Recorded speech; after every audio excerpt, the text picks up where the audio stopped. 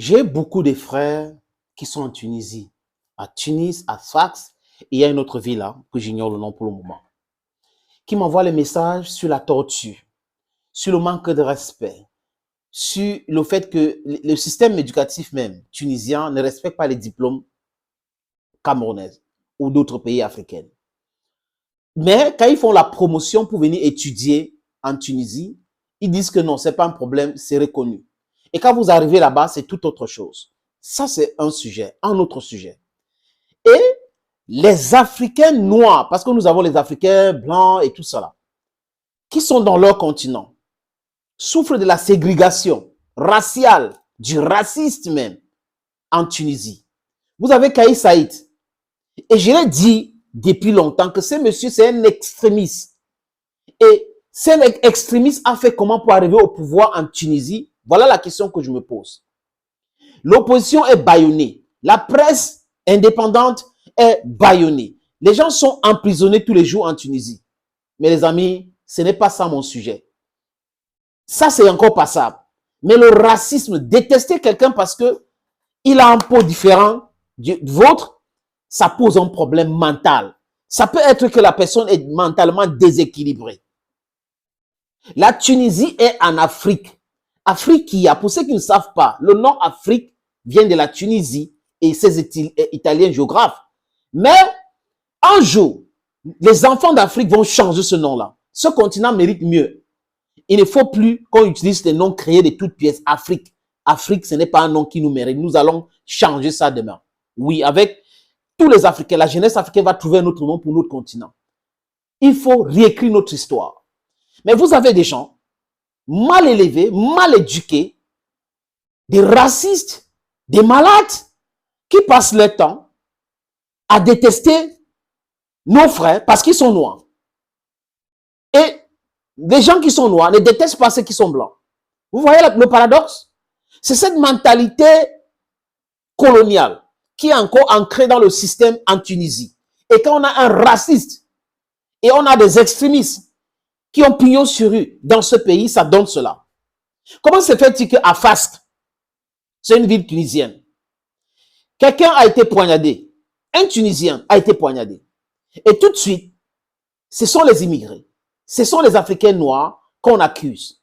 Et même la police tunisienne entre dans la danse, expulse, prend les Africains noirs, envoie dans le désert libyen. Ah oui, dans la gueule du loup. Pour que les terroristes que Nicolas Sarkozy, Obama, Hillary Clinton ont créés en Libye, les utilisent comme canon à chair à canon, désolé les amis, chair à canon, les consommer, les torturer, les utiliser comme les esclaves. Voilà ce qui se passe dans le pays qu'on appelle Tunisie où Kais Saïd est président. Mbalou, c'est vassal de la France en Guinée-Bissau. On ne voit pas ce vassal qu'on appelle Macky Sall. On ne voit pas cette sous-préfet en Côte d'Ivoire qu'on appelle Alassane Dramane Ouattara. On ne voit pas les présidents qui sont des vassaux en Afrique centrale, tous confondus, sauf le président de la République centrafricaine. Ils ne disent rien, ils sont calmes. Pendant ce temps, les Africains sont malmenés dans leur propre continent. L'Union africaine est où, bon sang? L'Union africaine est où? Ça sert à quoi, Union africaine? Ces présidents d'Afrique là, ils font quoi là quand ils voient les enfants d'Afrique malmenés en Tunisie? Chaque année, chaque mois, c'est la même chose. Ça se passe comme ça et personne ne se lève pour dire on va sanctionner la Tunisie. Quand on va exclure la Tunisie de l'Union africaine, quand on va boycotter la Tunisie, c'est ce qu'il faut faire pour faire respecter les Africains dans ce pays-là. Il faut regarder les images, les amis. Comment nos frères sont en train de courir, on est en train de les taper, les civils barricadent, met les gens à terre.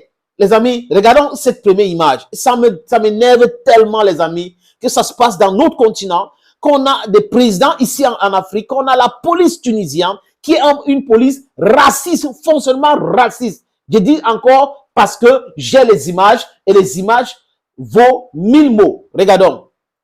Le racisme s'installe, c'est ce que vous nous dites. Exactement, et on a reçu des images d'ailleurs assez dramatiques de la ville de Sfax, donc en Tunisie, où des dizaines de migrants africains ont été chassés de la ville parce qu'un habitant aurait été poignardé par un étranger. Donc une partie des migrants ont carrément été sortis de chez eux par la police sous les acclamations de la foule. Vous allez voir d'autres migrants qui sont par terre, les mains sur la tête, gardés par des habitants munis de bâtons, là vous voyez. gardez, je mets évidemment Regardez, des guillemets, regardez. hein, en attendant l'arrivée des forces de l'ordre. Et puis il y aurait l'hôpital local qui aurait reçu entre 30 et 40 blessés, dont des femmes et des enfants qui auraient pour certains été jetés des terrasses ou même attaqués au sabre, d'après des groupes locaux d'entraide avec les étrangers. Donc inutile de vous dire à quel point ces migrants subsahariens sont traumatisés. Les amis, il y a une personne qui est coupable de cette situation. C'est le président Kais Saied. Les discours racistes, les discours extrémistes dans ce pays viennent de Kais Saied. Ce monsieur ne peut pas prétendre être africain, aimer l'Afrique et faire le cinéma avec Mbalou et en même temps ne sanctionne pas les policiers et les individus qui traitent les Noirs des animaux, qui traitent des Africains, leurs propres frères africains dans leur pays des animaux. Vous vous rendez compte ce qui peut se passer avec d'autres Tunisiens qui sont dans d'autres pays? Mais non, les gens ne sont pas barbares. Les Tunisiens qui sont dans d'autres pays, dans notre continent, dans notre pays, l'Afrique, doivent vivre paisiblement. Personne ne doit les inquiéter. Personne ne doit les inquiéter. Ils n'ont rien fait. Ceux qui sont en train de faire cette barbarie doivent être punis. La police tunisienne doit recevoir une formation autre que la police ne reçoit aujourd'hui. Parce que cette police est extrémiste. J'ai l'impression que 99% de la police tunisienne sont de l'extrême droite, donc des extrémistes radicaux. Oui, vous ne pouvez pas avoir des radicals comme ça, des personnes radicales dans la police et qui perturbent tout le monde. La police est là pour la sécurité, non les amis? Mais quand on appelle la police maintenant pour malmener, pour torturer des gens, parce qu'ils ne sont pas dans cette entité, cet État, dans le pays que moi j'appelle Afrique, ça pose un problème énorme. Je vais vous proposer maintenant, les amis, un autre extrait, c'est le témoignage d'un des victimes qui est en train de fuir Sfax en Tunisie à cause de la barbarie de certains extrémistes et de la police tunisienne. Regardons cet autre extrait, les amis. La population tunisienne s'attaque aux subsahariens eux-mêmes. Il s'appelle Jonathan Chamou, c'est un Camerounais. Arrêter illégalement tous les subsahariens, des fois pour aller refouler dans les déserts de la Libye, ce qui n'est pas normal. Bon, on a vraiment peur d'être ici, c'est pourquoi on veut à tout prix quitter d'abord Sfax. Vous voyez, c'est un étudiant. Personne n'est épargné. Personne n'est épargné en Tunisie. Donc le racisme a pris pignon sur rue en Tunisie aujourd'hui. Depuis que Kais Saied est président, on voit des scènes pareilles. Chaque trimestre, chaque année. C'est quoi ça? Union africaine est où? Et ces hypocrites des Nations Unies, ils sont où? C'est quoi ça? Ce n'est pas les droits de l'homme? Ce n'est pas les droits de l'homme? C'est pour venir défendre les terroristes au Burkina Faso ou les terroristes au Mali. C'est facile pour eux. De ne pas parler de ce que les abus que les autres pays font. Mais de venir nous parler. Regardez ce qui se passe en Tunisie. Les Nations Unies ont dit quoi? Les amis, moi je pense qu'il faut dissoudre les Nations Unies, même Union africaine. Il faut refaire ces structures-là. Union africaine, comme avait pensé Gaddafi, n'est pas ce qu'on est en train de voir aujourd'hui. Non. Ça fait honte. Ça fait honte qu'un pays africain se comporte de la sorte. Que Kais Saied voit des images pareilles et il dort tranquillement chez lui. Incroyable. Vous savez, les extrémistes sont comme ça. Ils poussent les gens à réagir comme ça parce qu'ils veulent s'éterniser au pouvoir. Non, il va partir. Il va rendre compte. Les opposants qui sont en prison, les gens qui mettent en prison, et ces scènes-là de sauvagerie, de racisme, lui, il va payer un jour.